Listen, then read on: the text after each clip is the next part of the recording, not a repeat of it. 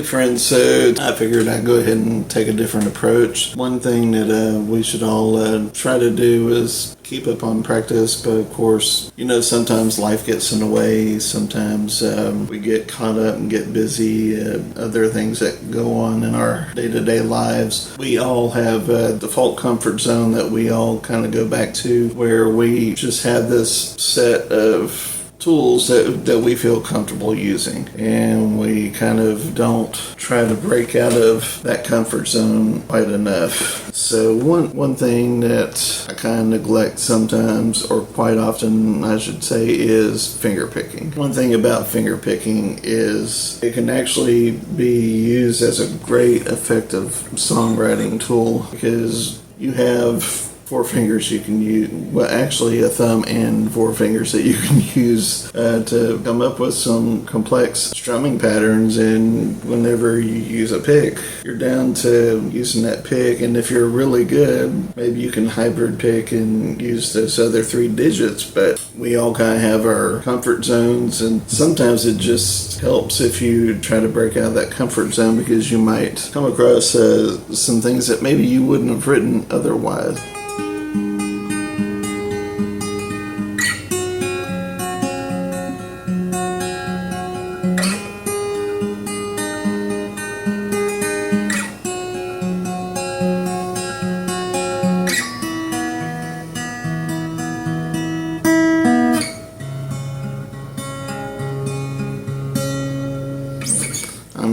This is actually fairly simple. All I'm just using are index finger, middle finger, and thumb.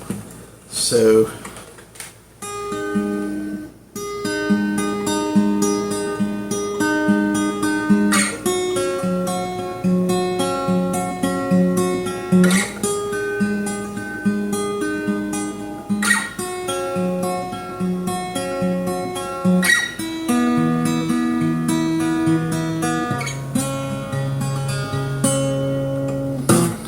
the shape that I was using just then is actually an open D chord. It's just a D, the fifth, which will be an A, and then the octave D above it. And you're moving that shape all the way up and down the fretboard.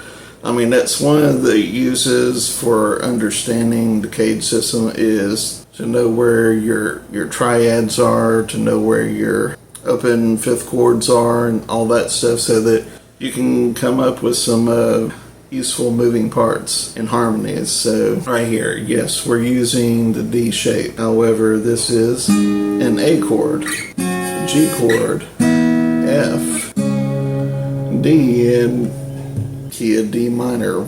And depending on how you want to look at it, you might be in A Dorian. The only thing that's going to really tell the difference here is what scale you use to play over it. And yeah, you can change your picking pattern.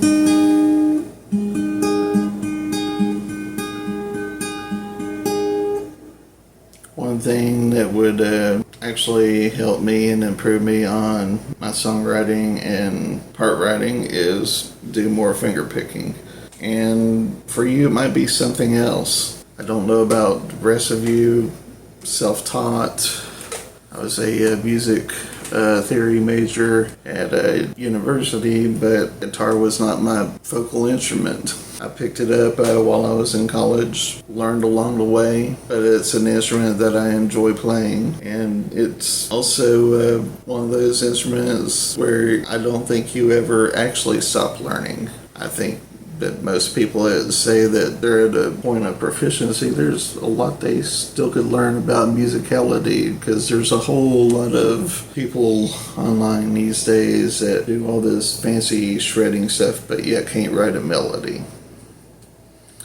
They can't write something that's simple and memorable.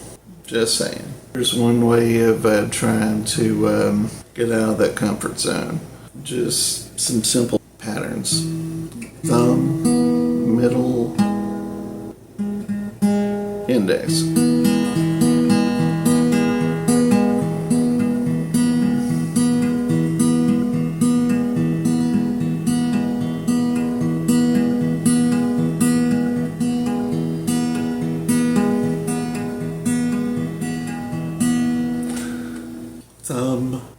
index, middle.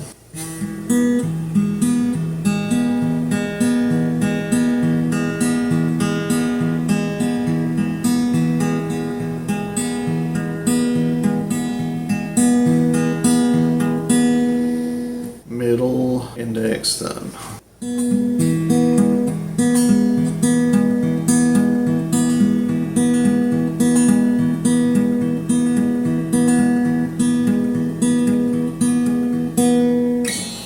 And it depends on your own personal finger dexterity.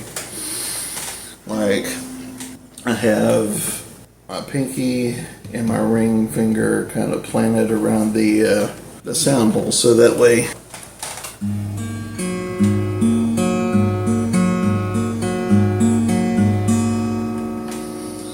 I can concentrate on those three fingers. This is one of those layers of complexity that makes playing guitar a whole lot like playing a piano with both hands. Is knowing your basic chord shapes, how they can move across the fretboard using the cage system, and being able to change chords quick. So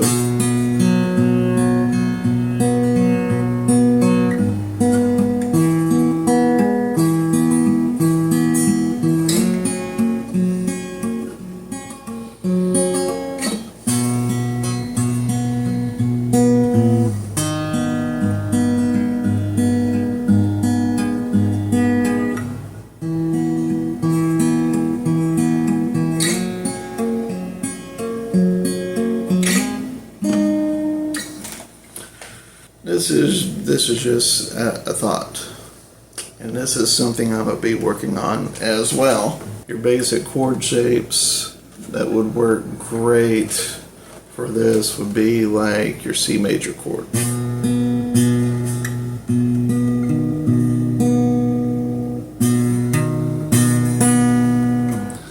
your F major triad,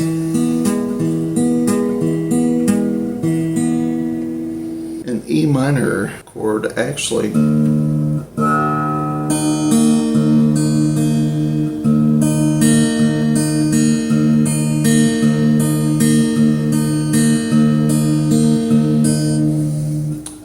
D major,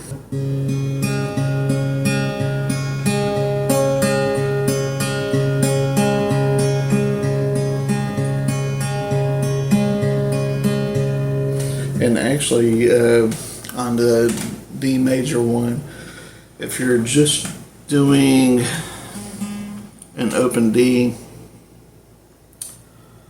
second fret G string A, and third fret B string, you can actually use that as an open D chord, go all the way up the fretboard, and you never have to worry about if it's major or minor, because the third is always going to dictate whether that's a major or minor chord, and actually it may not even matter depending on what kind of music you're composing. So let's see, I said C major, said E minor, A minor.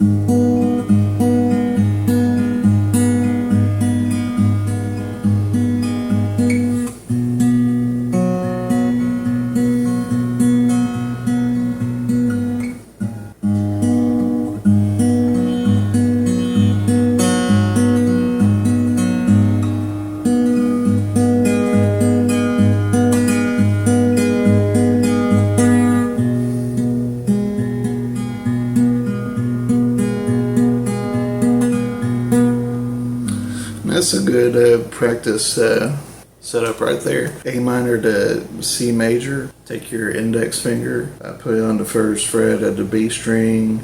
Middle finger, put it on the second fret of the G string. And what I'm going to do is I'm going to keep my ring finger open so that I can get down on the third fret of either the A string to make it a C chord, or make an F chord by putting the same finger down onto the third fret of the D string. And now all of a sudden you can play in either A minor or C major. So let's see.